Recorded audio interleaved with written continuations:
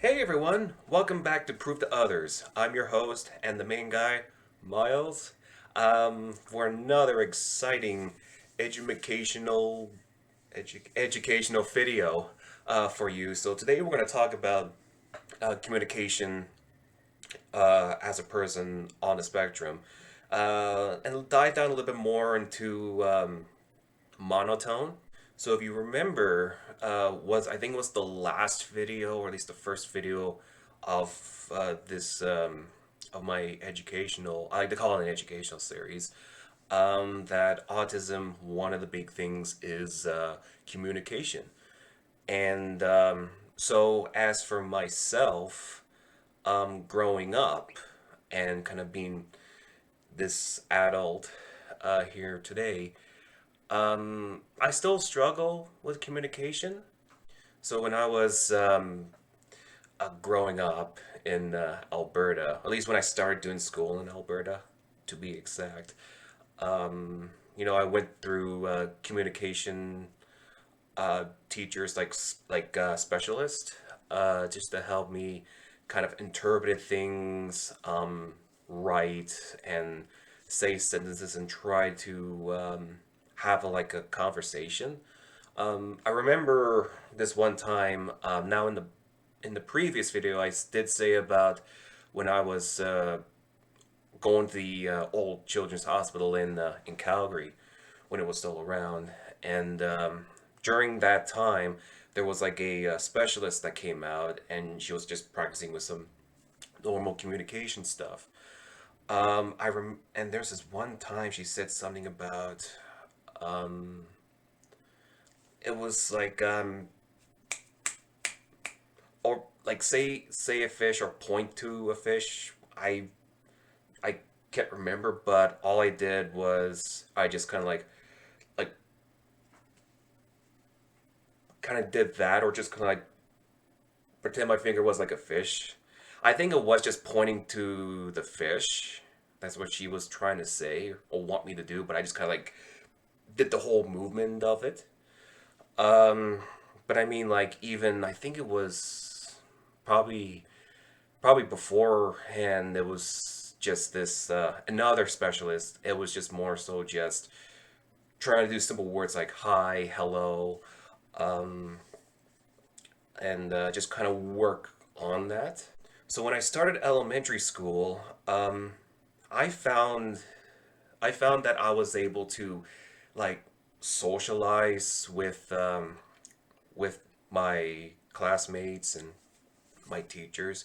And I'll admit, back then, I felt like I didn't really have much of a filter. Not that I cursed or swore when I was like 7 years old in grade one, but I just seemed like I was a little more social at the time. And it just seems like when I get older, especially I kind of noticed when I was in high school, I started to become more kind of like more for myself, meaning that I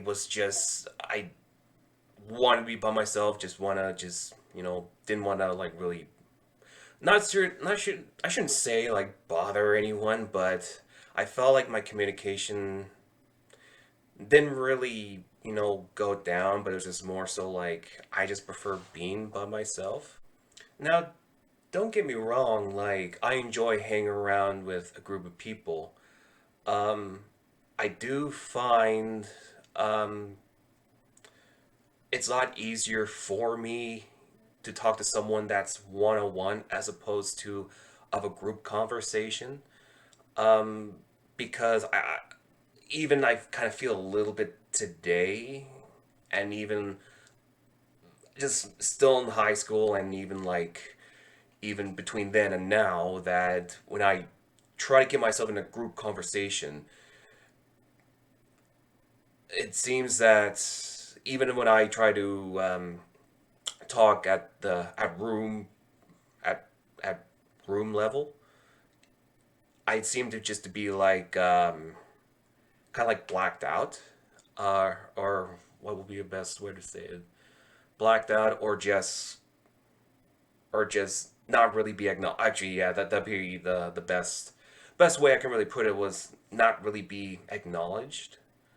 And sometimes because of that, um, whenever I try to go into like a group, like could be like a little group around during like with my teammates at rugby or Aussie rules or just anywhere at all.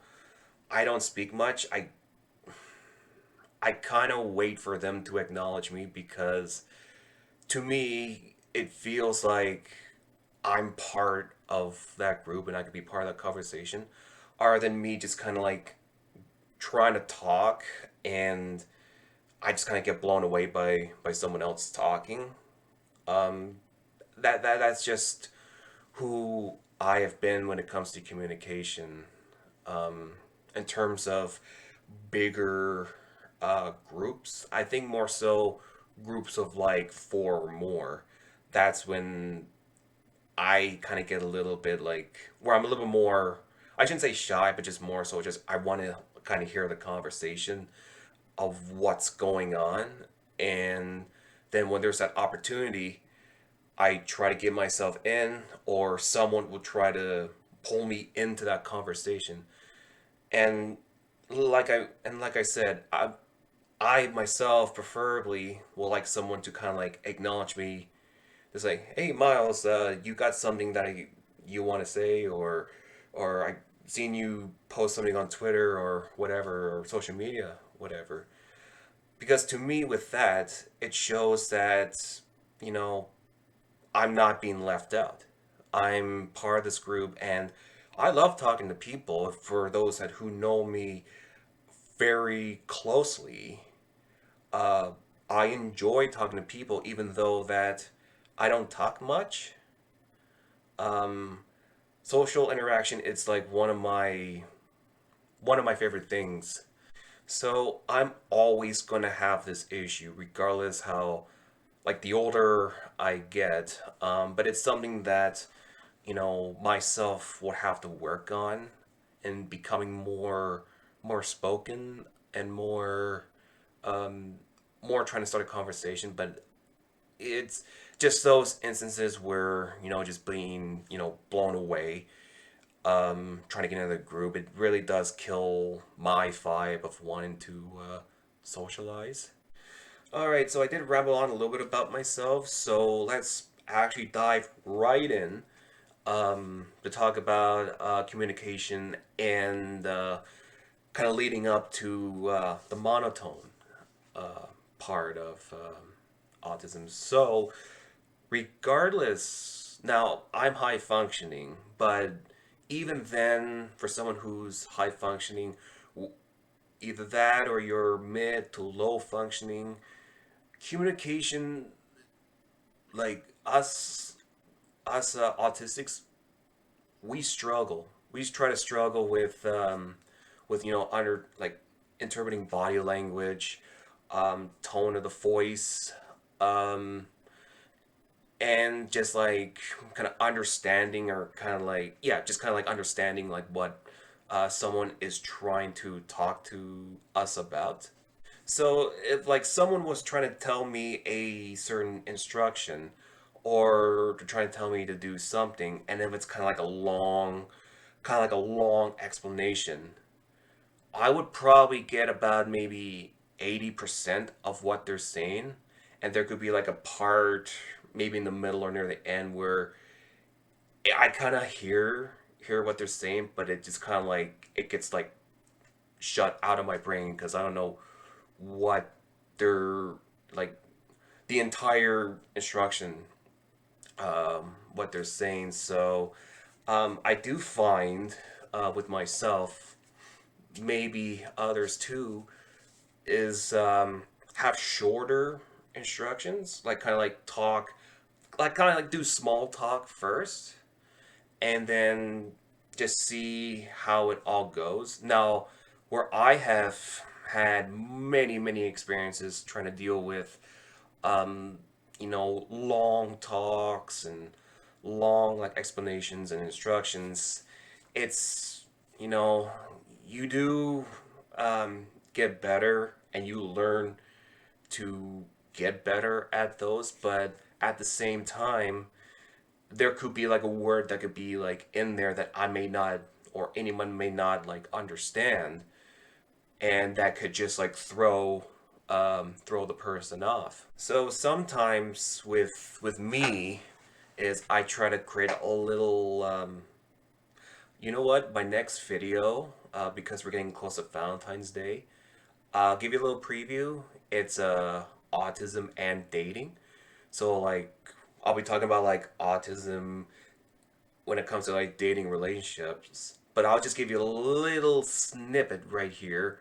What I usually do before I go on a date. So I usually do this for like not really every time, but like at a certain situation.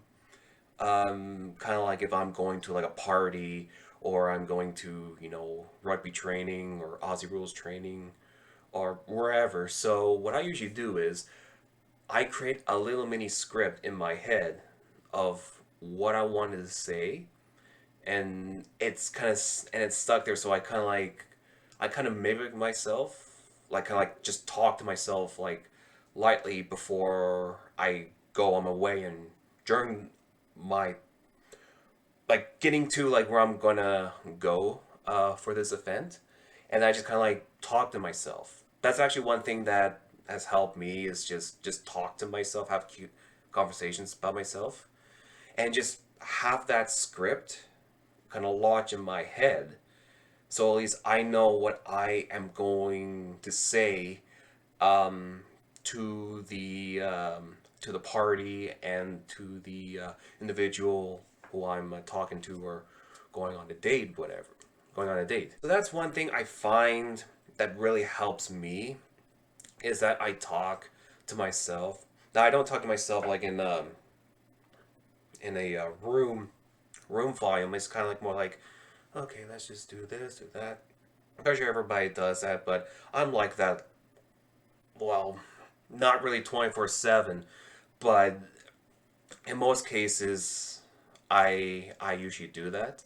And I did find if I wasn't like, being taught how to communicate or going to a pediatrician for my communication stuff, I would just have a little conversation to myself. It's like, you know, I say one thing and I'll say another thing, just kind of respond. I know it kind of sounds a little crazy, but I mean, it does help. It did definitely help me out in that sense. And so let's just get right to the final part of this video. So we talked about a little about communication, how I've developed over the years and some people on the spectrum may develop when it comes to communication. So we're gonna hit right down to monotone. So one of the things with communication is a lot of people on the spectrum have that monotone sound to them. Because a lot of people, even sometimes myself, on the spectrum, it's hard to really, um, it's really hard to express ourselves, like how we're feeling and how we engage.